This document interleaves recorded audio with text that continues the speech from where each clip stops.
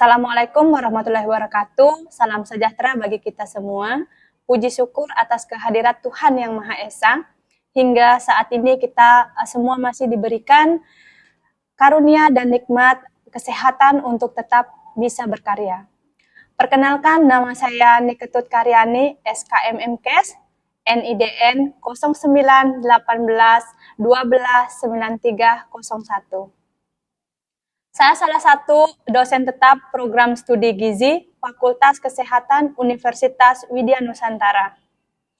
Pada kesempatan ini, perkenalkan saya untuk menyampaikan pernyataan diri dosen dalam unjuk kerja Tridharma Perguruan Tinggi atau PDD UKT PT. Bidang pengajaran sebagai seorang dosen, saya menerapkan Tridharma Perguruan Tinggi yang terdiri dari pengajaran, penelitian, dan pengabdian. Salah satu mata kuliah yang saya ampu adalah mata kuliah epidemiologi gizi. Mata kuliah ini merupakan mata kuliah wajib program studi gizi yang memiliki bobot SKS 2 SKS, di mana 1 SKS teori dan 1 SKS praktikum.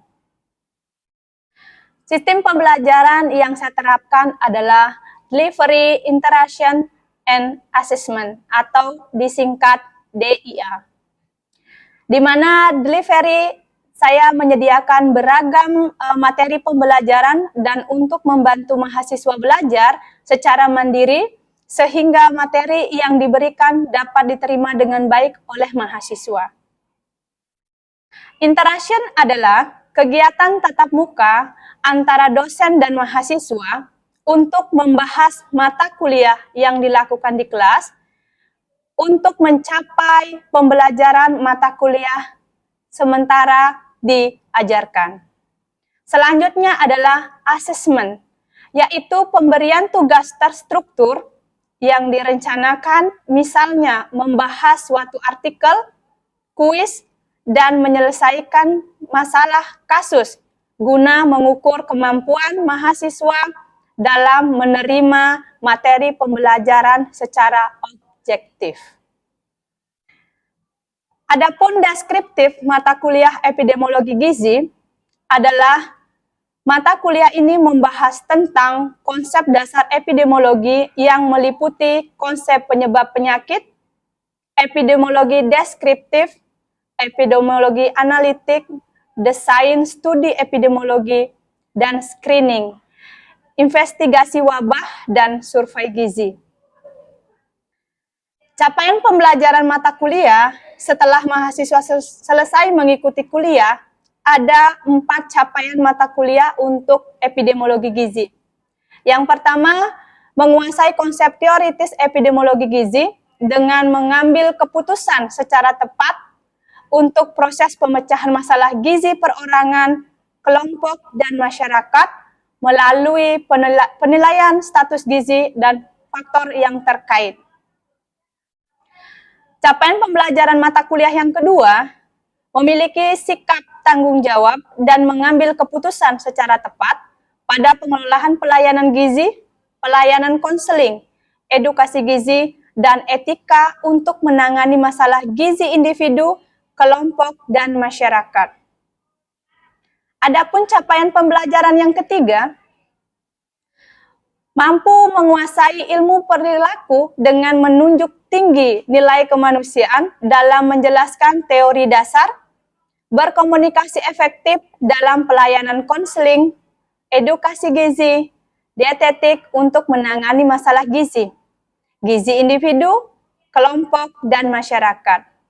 Capaian pembelajaran yang keempat dapat dijabarkan menjadi 14 pertemuan dan tidak termasuk UTS dan UAS. Adapun bahan kajian atau pokok bahasan materi pembelajaran sebagai berikut.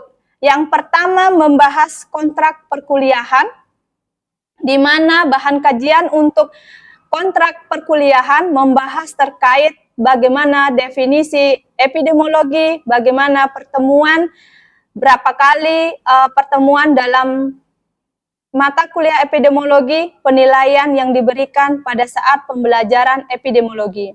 Yang kedua adalah membahas terkait epidemiologi serta peran epidemiologi gizi dan kesehatan.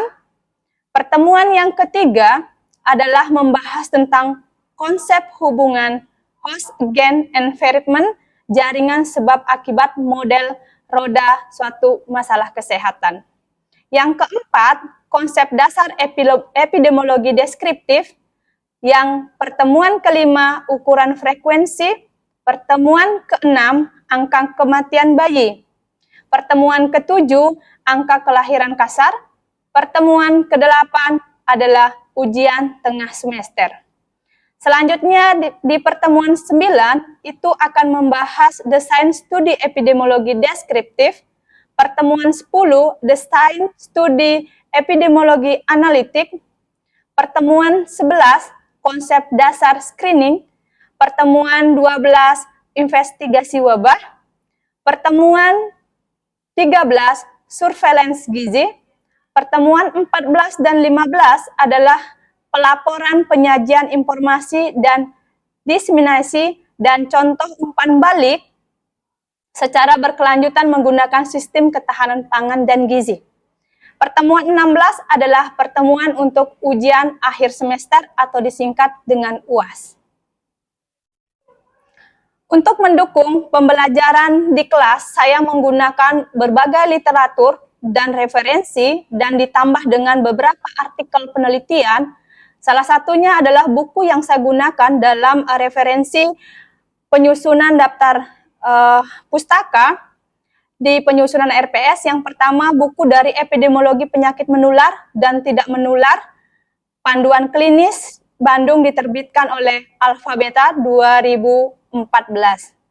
Yang selanjutnya adalah buku epidemiologi teori dan aplikasi, diterbitkan di Makassar tahun 2012, yaitu oleh Zulkifli.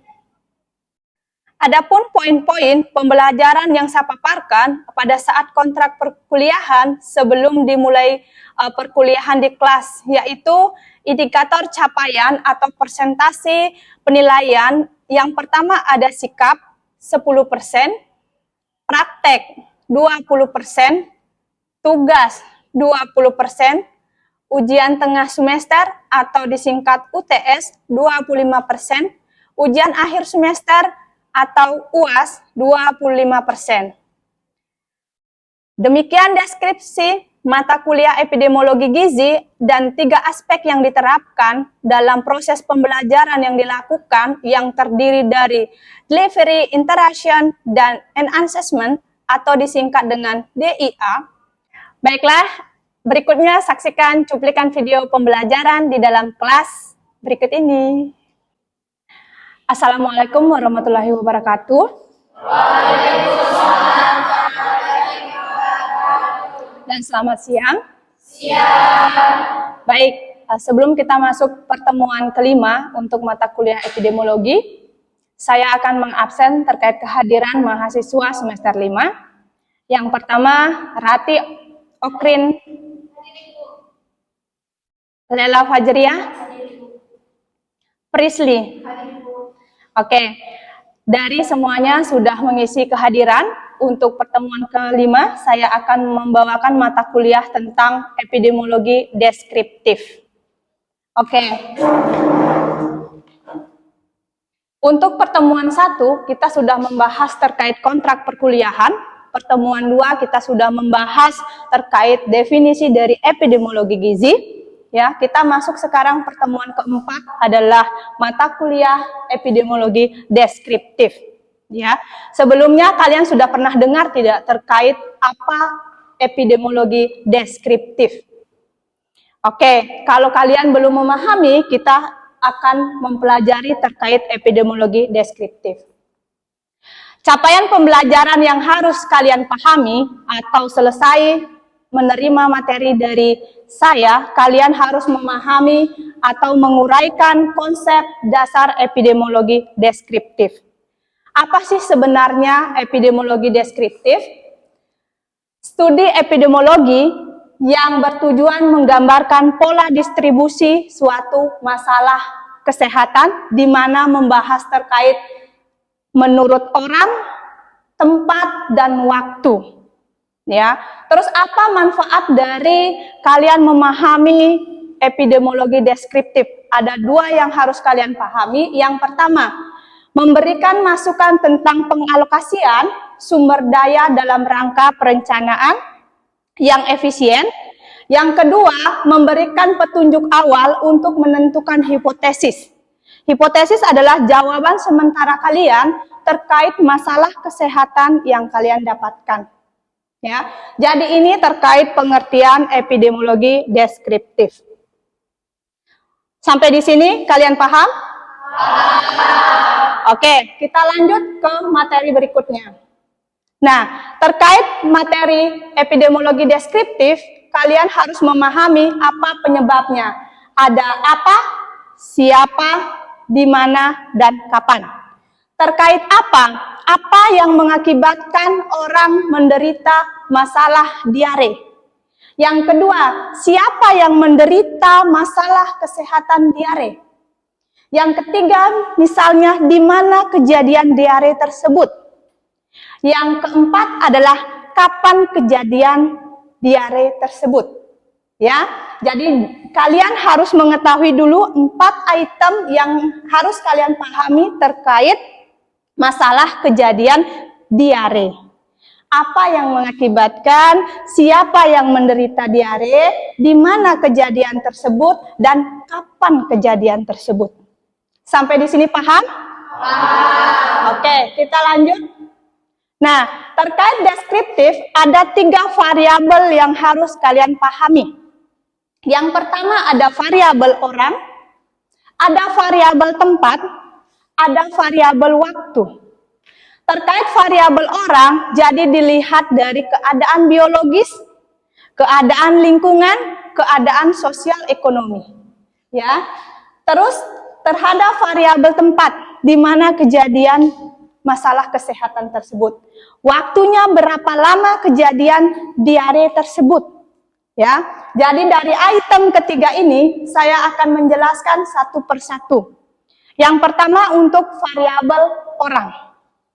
Ya, menekankan pengamatan kepada kelompok atau kumpulan orang atau populasi. Kalau membahas orang berarti ada populasi. Populasi itu lebih dari satu orang. Oke, dilihat dari faktor biologis, ya, dilihat dari tingkah lakunya. Yang ketiga dilihat dari sosial ekonomi. Ya, kita lanjut untuk variabel pengukuran frekuensinya. Tadi adalah gambaran populasinya. Dilihat dari usia, dilihat dari pendidikan dan pekerjaan, ya, suatu daerah atau populasi yang menderita masalah diare, misalnya seperti contoh yang saya sampaikan tadi. Ya, sampai sini paham? Paham. Oke, kita lanjut ke variabel tempat.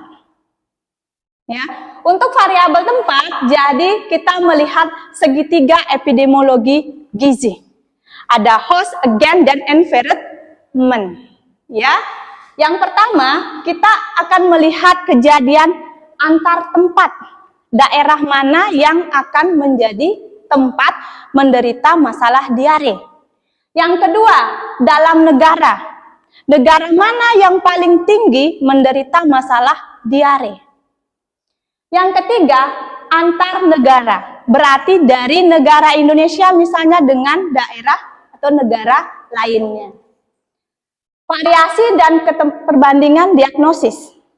Yang berikutnya adalah sistem pelaporannya seperti apa terkait data masalah kesehatan atau data masalah diare tadi. Terkait datanya, pendataan itu pasti akan berbeda-beda. Variabel tempat, paham? Oke. Selanjutnya adalah variabel waktu. Di sini variabel waktu akan membahas terkait baik secara kualitatif ataupun kuantitatif. Kuantitatif berarti berdasarkan gambaran deskriptif, gambaran jumlah data. Terkait kuantitatif adalah berupa narasi. Ya.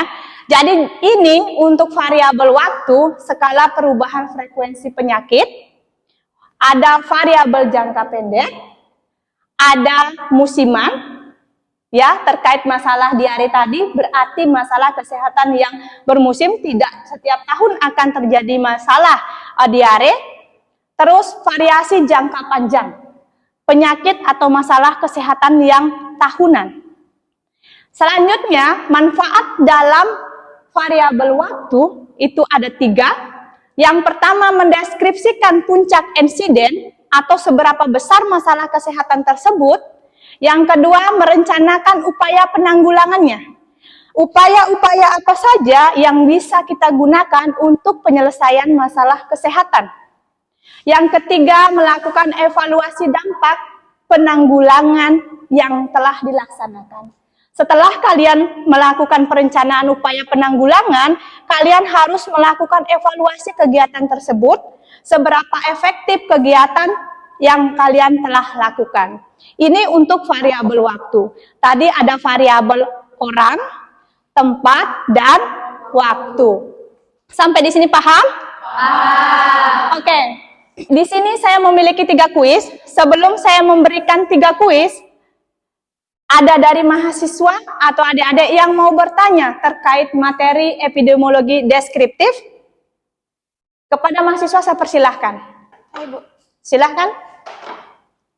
Selamat pagi, Ibu. Perkenalkan, nama saya Agatha Liliani dengan NIM 2021-04003. Pertanyaan saya, Ibu, tadi kan ada 3 variabel, variabel orang, variabel tempat, dan variabel waktu. Nah, pertanyaan saya yang di variabel orang, poin sosial ekonomi. Pertanyaan saya, bagaimana cara melihat masalah kesehatan seseorang yang diukur dari sosial ekonomi? Terima kasih, Bu. Baik, saya akan menjawab terkait, bagus sekali pertanyaannya dari Agatha, terkait bagaimana caranya mengukur masalah kesehatan dari sosial ekonomi. Tadi masalah kesehatan yang saya berikan adalah masalah kesehatan, masalah diare. Kalau mau melihat ukuran dari sosial ekonomi, seberapa besar terkait kemampuan masyarakat untuk membeli suatu makanan, agar masyarakat tersebut tidak menderita masalah diare. Apalagi masalah diare ini adalah masalah kesehatan yang terjadi pada saat musiman. Apalagi pada saat musim buah-buahan yang ada, jadi mereka untuk daya belinya itu sangat kurang. Jadi kita melihat apakah sosial ekonominya, pendapatan hal tersebut dibelikan untuk asupan makanan yang baik atau hanya dibelikan untuk makanan yang lain.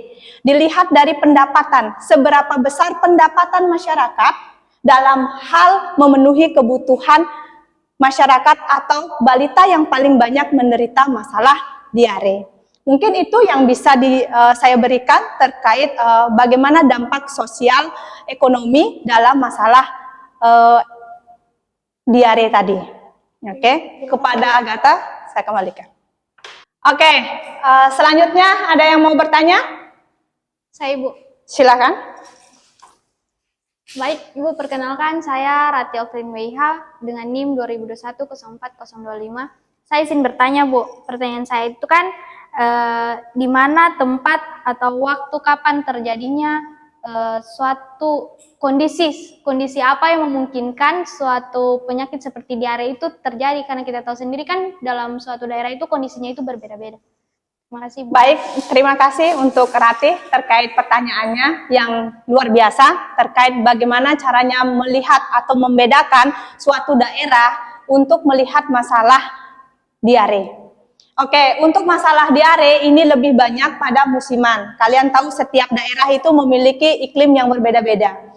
Kalau kejadian di wilayah musim, misalnya ada musim hujan, musim buah-buahan, itu akan mengakibatkan banyak yang menderita diare, apalagi diare pada balita. Salah satunya lebih banyak mengkonsumsi buah-buahan yang tidak teratur.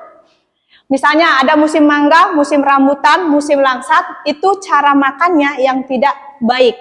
Sehingga daerah yang banyak terkait penghasil buah-buahan itu pasti akan banyak masalah terjadi diare. Ya, mungkin itu yang bisa saya berikan jawaban kepada Ratih. Bagaimana? Baik, paham, Bu. Baik, terima kasih. Ada lagi yang mau ditanyakan terkait? Saya Ibu izin bertanya. Silakan. Perkenalkan, nama saya Fitra Tunisa. Ibu, saya izin bertanya di slide tabel-tabel ini untuk karakteristik subjek. Bagaimana cara menghitung presentasinya, Ibu? Oke, baik. Pertanyaannya bagus. Karena tadi mungkin belum dijelaskan secara detail terkait bagaimana cara menghitung frekuensi presentasi dari satu tabel yang saya berikan contoh. Baik, silakan diperhatikan untuk yang lain. Untuk karakteristik subjek, ini ada usia, pendidikan, dan pekerjaan. Untuk usia, ada usia 20-25 tahun, 26-30. Jadi untuk usia 20-25 tahun adalah 31, dan usia 26 dan 30 ada 13 sampel. Jadi 31 tambah 13 berapa semua? 44. Jadi untuk mendapatkan persentasinya 31 dikali 100 dibahagi 44. Populasinya adalah 44. Berapa yang didapat? 70,5. Dari mana didapat 100? 70,5 ditambah 29,5 adalah 100%. Nah, 13 dikali 100 dibahagi 44 adalah 29,5. Jadi 5 tambah 5 10. Jadi semua totalnya adalah 100. Untuk menghitung manualnya bisa seperti cara yang saya berikan tadi. Kalau kalian nanti turun ke lapangan untuk menghitung jumlah yang banyak, kalian menggunakan aplikasi SPSS untuk mendapatkan hasil dari populasi yang kalian hitung. Bagaimana? Apakah jawaban saya jelas? Jelas, Ibu. Oke. Terkait mata kuliah deskripsi epidemiologi, kalian sudah menerima materinya, kalian juga sudah bertanya terkait materi yang saya bawakan. Ada yang bisa memberikan kesimpulan dari mata kuliah epidemiologi deskriptif? Saya, Bu. Silahkan. Perkenalkan, nama saya Zevanya Tumeu. Izinkan saya untuk memberikan kesimpulan atas mata kuliah yang kita pelajari hari ini, yang dimana kesimpulan dari kita mempelajari mata kuliah epidemiologi deskripsi adalah mata kuliah ini dapat membantu kita untuk memahami gambaran suatu populasi masalah kesehatan yang dapat dilihat atau ditinjau dari beberapa aspek, seperti aspek jenis kelamin, aspek pekerjaan, dan juga aspek pendidikan. Terima kasih, Ibu. Baik, terima kasih kepada Zevanya sudah memberikan kesimpulan dari mata kuliah epidemiologi. Saya harapkan dari belajar mata kuliah epidemiologi deskriptif, kalian bisa menerapkan nanti pada saat penyusunan skripsi. Ya, sudah tidak lama lagi kalian akan menyusun skripsi. Mungkin sekian materi kuliah untuk mata kuliah epidemiologi. Saya akhiri. Wassalamualaikum warahmatullahi wabarakatuh. Waalaikumsalam warahmatullahi wabarakatuh. Dan selamat siang. Siang.